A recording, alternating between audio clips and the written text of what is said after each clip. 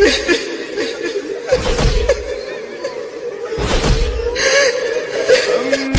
من أوتي كتابه بشماله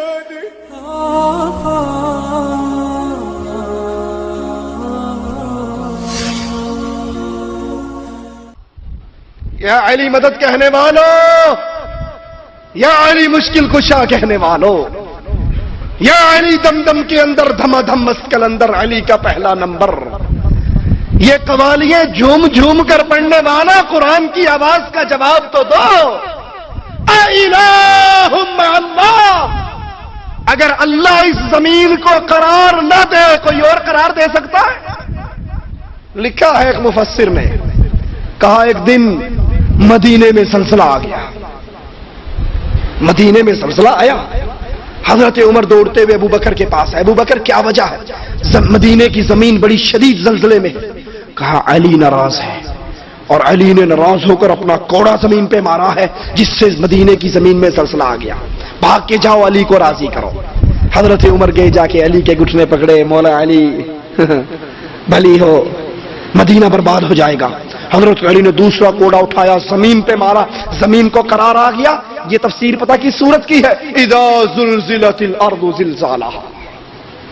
قربان جاؤ مفسروں تمہاری تفسیر پہ بھی، یہ قیامت تم نے مدینے میں پہلے ہی قائم کر دی۔ قرآن پوچھتا ہے کون ہے جس نے زمین کو قرار دیا؟ کون ہے جس نے کھیتوں میں نہروں کو جاری کیا؟ کون ہے جو کڑوے اور میٹھے پانی کے درمیان رکاوٹ؟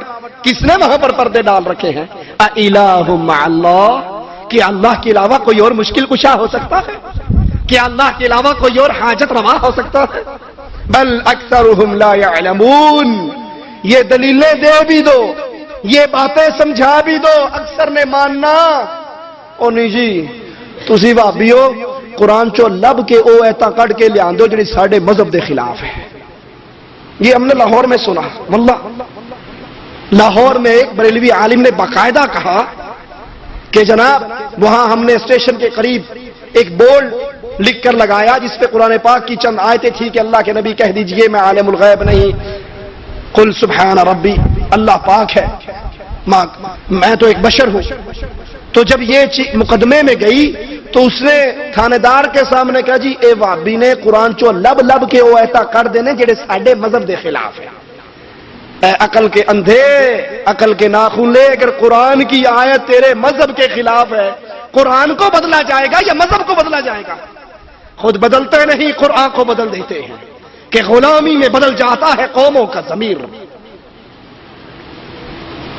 قرآن حکیم کی دوسری آیت پہ غور کیجیے، امن یجیب المضطر اذا دعا ویکشف السوء، کون ہے جو مضطر کی دعا سنے، جو پریشان حال کی دعا سنے، جو دکھیارے کی دعا سنے، جو غم میں پھنسے ہوئے کی دعا سنے؟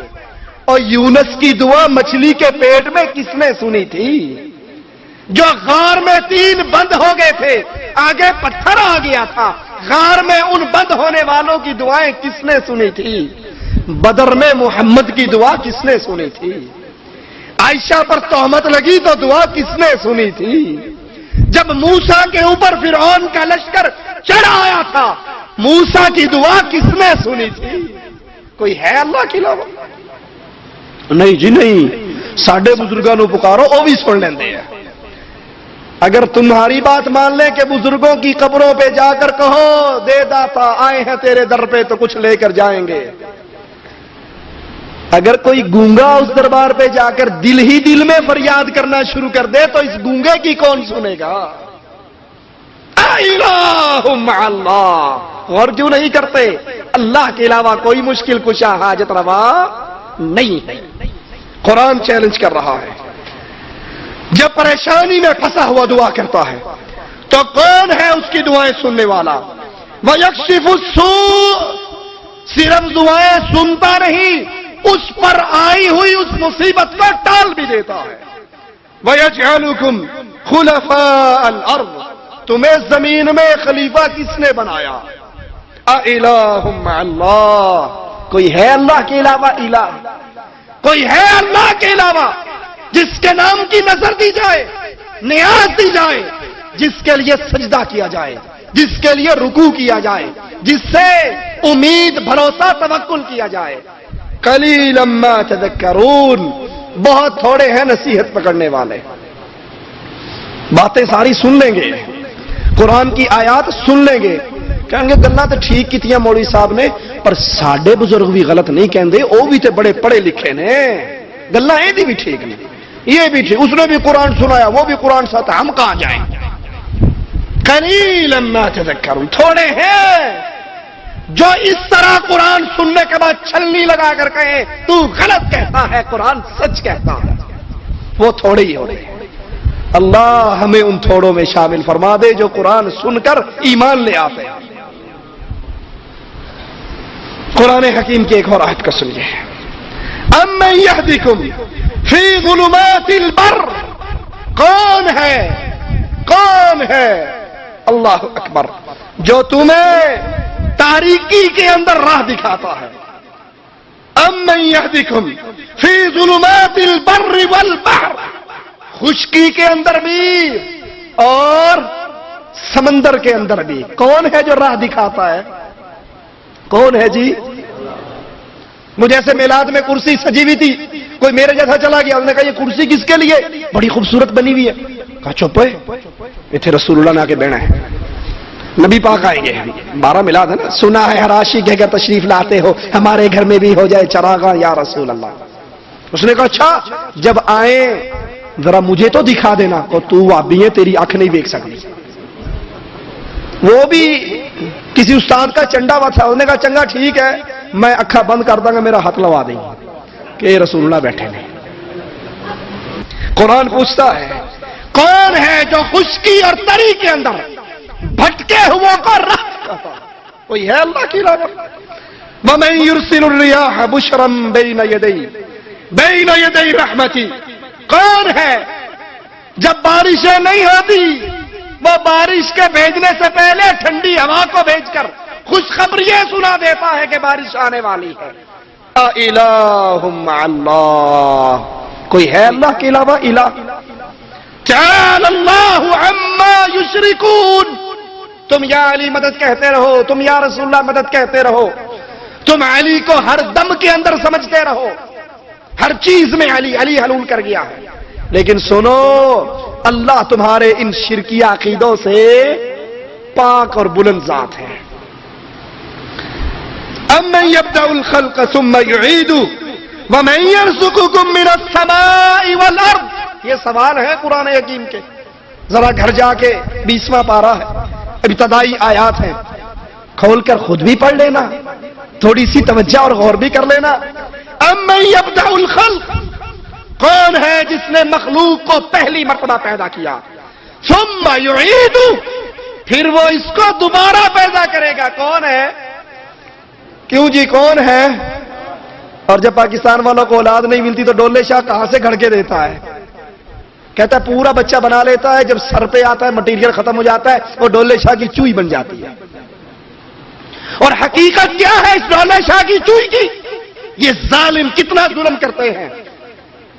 جس کو اولاد نہیں ہوتی وہ وہاں جا کے شرک کی منت مانتا ہے، بابا جی اولاد دے دو، پہلا بچہ تیرے نام پہ باندھ دوں گا، تیرے نام پہ وقف کروں گا. جیسے عیسائی اپنی راہبائیں کنیسا کے اندر راہبہ چھوڑتے ہیں، راہب چھوڑتے ہیں، یہ مشرک اپنے درباروں پہ اللہ کی مخلوق کو چھوڑتے ہیں.